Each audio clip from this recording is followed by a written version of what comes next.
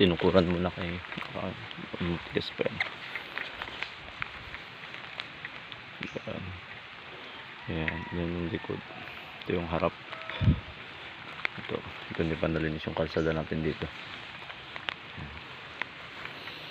Kompleto na, nakabit na yung poste lahat.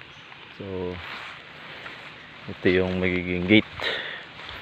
Ito, part na to. Malawak na to. Yan ang gate entrance. So lalagyan na lang ng barbed wire.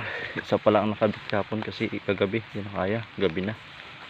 Isa pa lang, paikot yan, 4. So tanggalin ko na itong isa na to kasi baka mag-grade sila ng kalsada. Yan.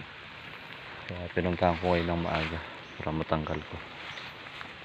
Yan. Ito yung mga pinantanim kong kamote. Yan, yung mga hukay. Doon talbos ng kamote sa gilid.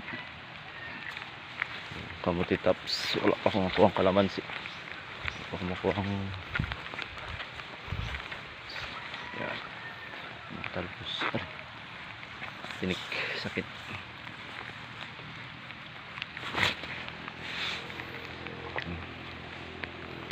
Kamote. Sakto yan inulan para may tubo. Ito mga kinorte kong kahoy, gagamitin pang poste doon sa gilid ng bakod. Ito pantukod.